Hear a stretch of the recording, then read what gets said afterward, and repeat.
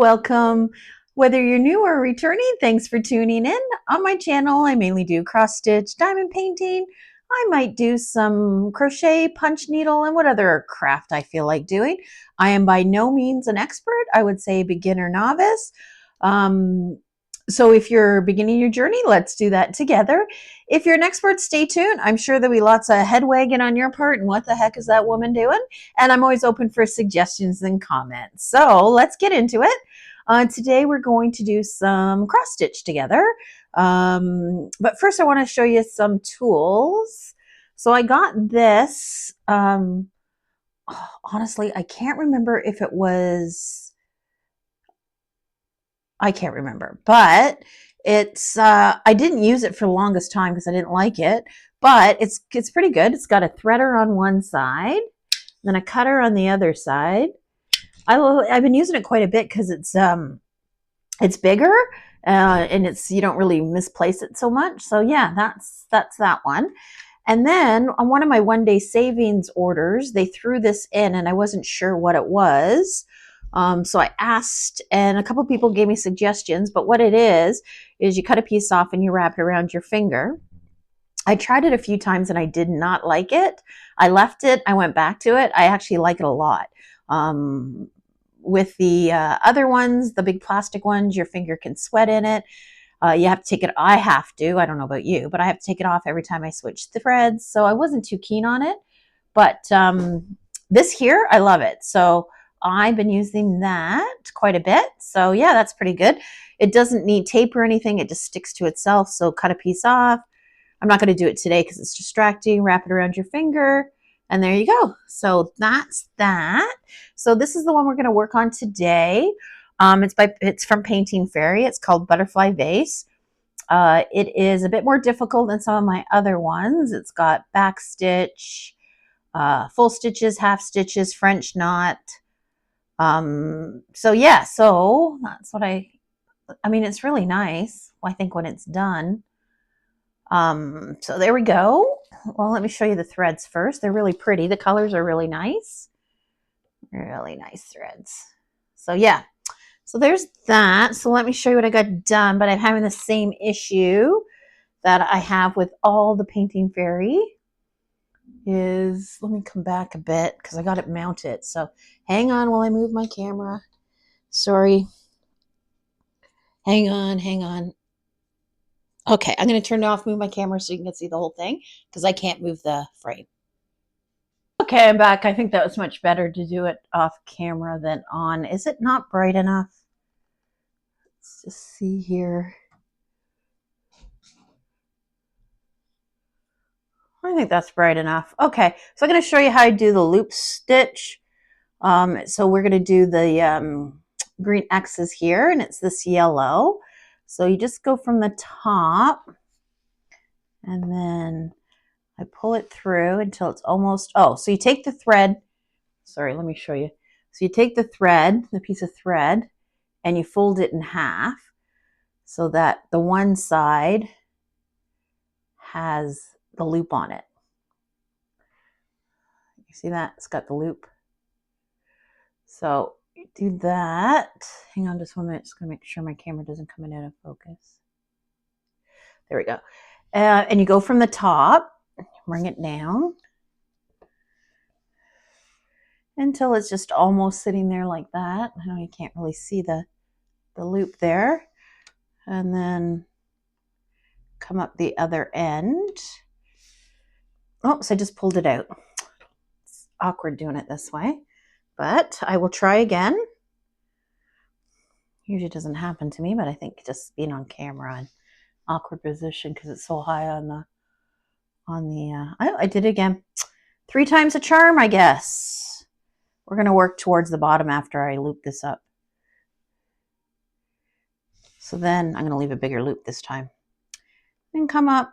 Oh, not even close. Not even close. There we go. Come up. Hold your loop. There we go. Stick your thread through the loop. Pull it, but not all the way tight. Then you're going to go back down the same hole on the other side. Make sure you're on the opposite side of the loop. I don't know if you can see that very well, but you're on there's the loop with the thread. And you're going to go on the opposite side of it. And then give it a tug, and there you go. Now you're ready to cross stitch away. It's a little awkward for me. I think we might go down towards the bottom. Might be a little bit easier for me to do. There you go. And see, you can't even tell. It looks great. So I'm going to leave this thread because it's shaky because I haven't got it braced on anything. This frame here, I usually, because it doesn't really fit this one, I've been holding it in my hand, so it works fine. So let's thread up the one at the bottom. So we'll leave this one. This is a mixed colored one. So let me take it off one of these. These are good. You just wet. Oops. Of course, you can't see anything. So let me move my camera. I'm going to try to do it not off while we're still here.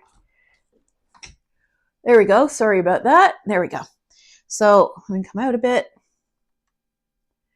So I got it on one of these. You just unwind it and then you can thread it.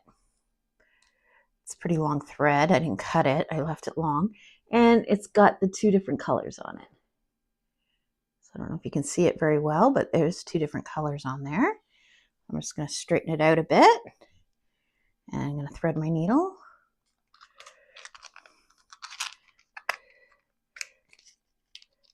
Sorry. I use these little threaders. They work the best for me. Or I should have used the tool that I showed you, right? That I have been using. Not sure I'm going to be able to do it on camera though. It's a little awkward. There we go. Again, I don't know if this is the right way, but this is the way I do it, and it works out great for me. Same with the loop stitch. I don't know if that's the typical way you're supposed to do it, but it works for me. So see, even this one actually is not too bad. It's two threads, but it's still not super straight. So no matter what you do, and that's after wax too. So let's get going. So this is the purple, let me get situated here. Nope, that's not going to work. We're going to have to do it this way. Purple circle here, so it's got quite a bit up here. Want to come a tad closer? Not too close. So I've been working on this one. I don't work on it too much here and there. Sometimes at night, just before I go to bed, it's a little early to go to bed. I might work on this for an hour or two. The other day I worked a lot on the 4-season one. I worked quite a bit on that one. I'm still working on the black and the white. I want to do all the black and white on that one. This one, I'm just kind of going whatever I feel like doing, I've been doing. This is definitely more challenging for me. So I am going slow, and lettering, I've never done lettering before. So not like that on there. So let's have another look. See, there you go. I've never done anything like that before. So I'm pretty excited to try that. Of course, I've done backstitch because, you know, everybody's done backstitch. So I definitely like the Painting Fairy symbols. The only problem was at one point they had, I've done them all so you can't see, but they had little dashes like this, brown and dark blue, and they were beside each other. So it was really hard to tell. And then I got the chart out, the paper chart out, and it was hard to tell on that.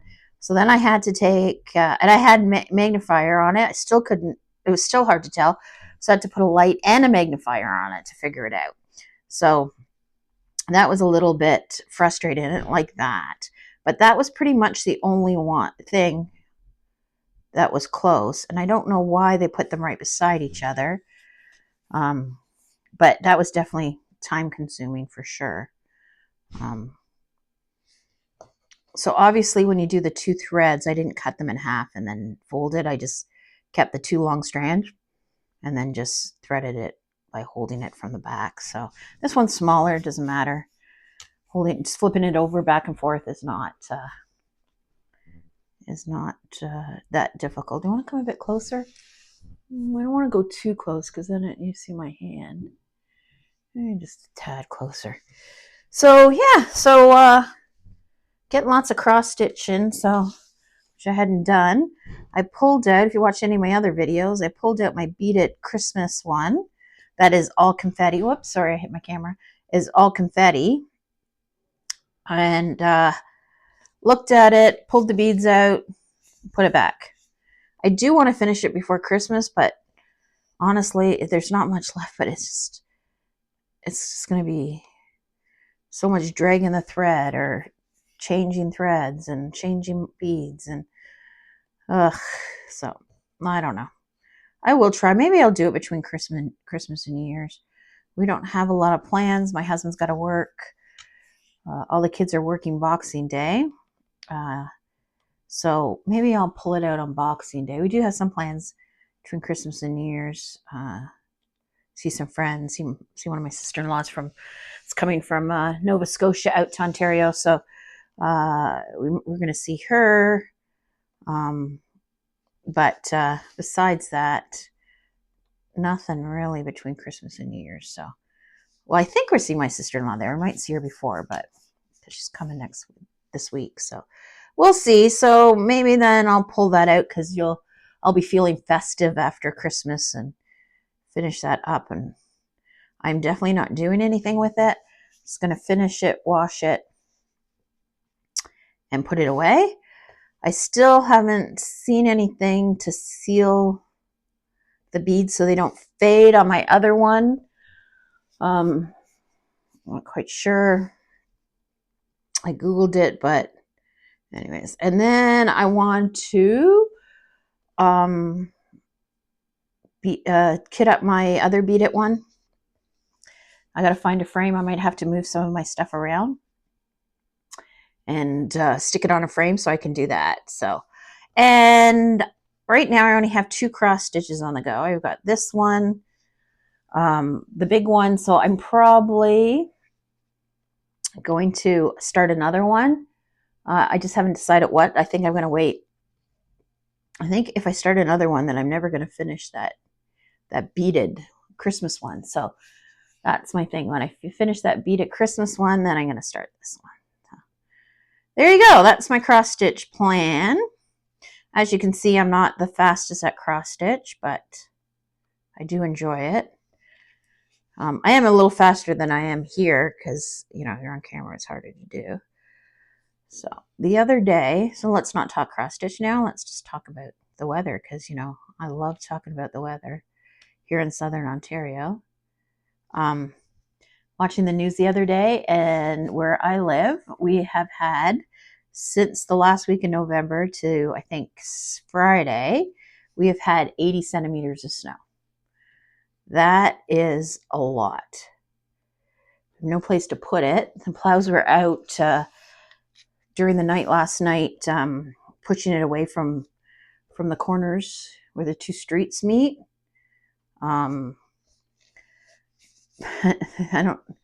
He pushed it all on the sidewalk. So right now, I don't think you can hear it, but there's a sidewalk cleaner out there trying to make the sidewalk passable again, but I'm not sure he can do it because he left so much, like he pushed the snow so far. But a town from us, about, I think it's about half an hour, 40 minutes from us. No, probably half hour. They got 100 centimeters of snow. So it's those nasty snow squalls. You never know if they're coming and what they are. I don't know what snow squalls are. It's snow that comes off the lake. It has to do with temperature. And they're not predictable. It's not like you can predict, okay, you're going to definitely get, and this area is going to get, because it depends on temperature, the way the wind's blowing.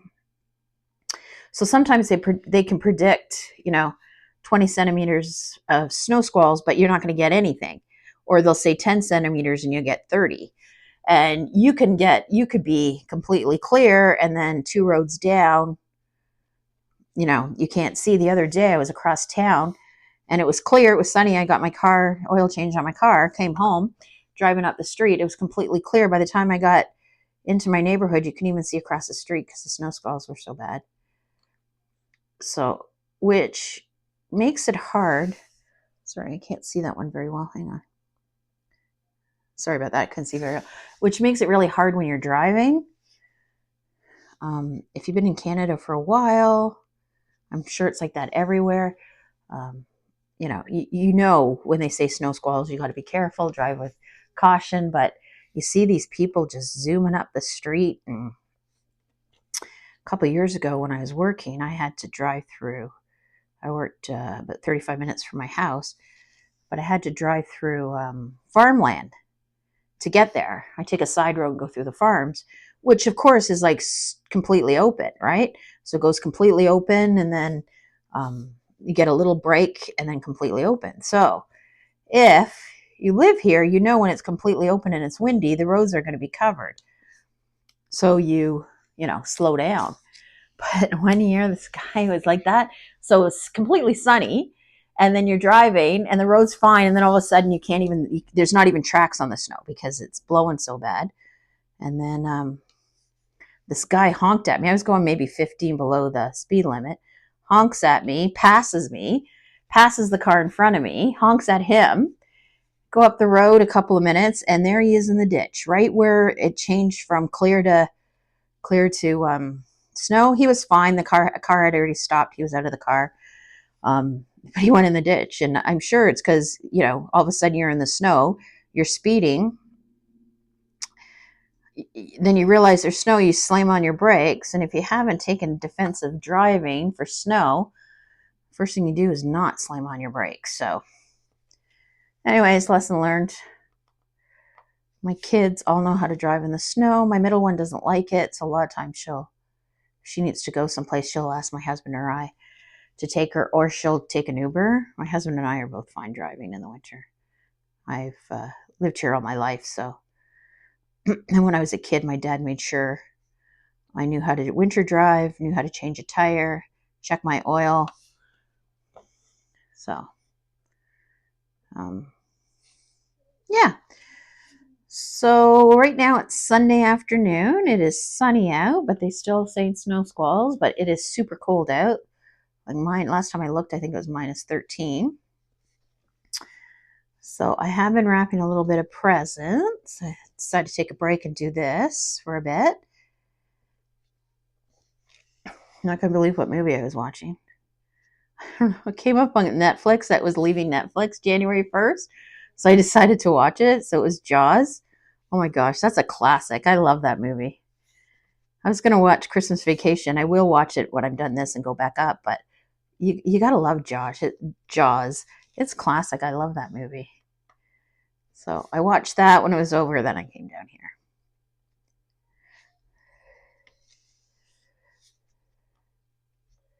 And I want to go. When I finish, I'm going to go to Christmas Vacation, I think.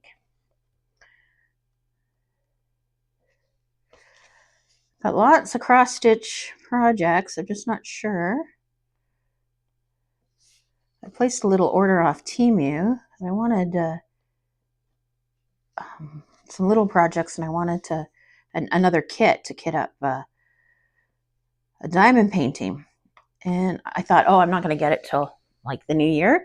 But they said it's going to come before Christmas, so we'll see about that. There's nothing in there for Christmas, so.